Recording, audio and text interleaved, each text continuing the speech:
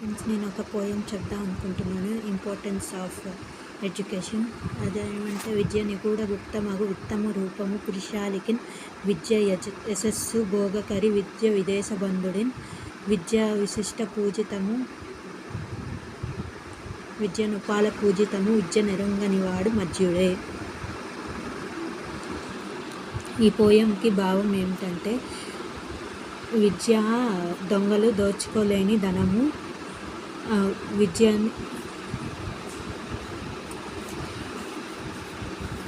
మనకి వచ్చినట్టయితే అది మనం ధనంగా కన్వర్ట్ చేసుకోవచ్చు మన టాలెంట్తో. విద్య సుఖంని, కీర్తిని, అలాగే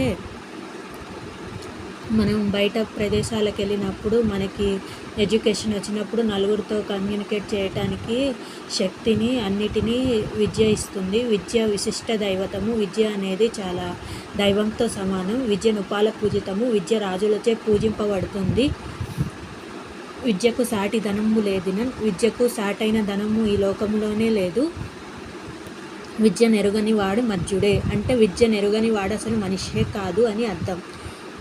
మనం ఎప్పుడైనా కానీ ఎవరికైనా కానీ ఆస్తులు ఇచ్చినా ఇవ్వకపోయినా మన పిల్లలకి ఇంపార్టెన్స్గా చదువుని గురించి చెప్పాలి. చదువు యొక్క ప్రాముఖ్యతను గురించి చెప్తూ పెంచాలి. Thank you friends. If you like my video, please comment, share and subscribe my channel.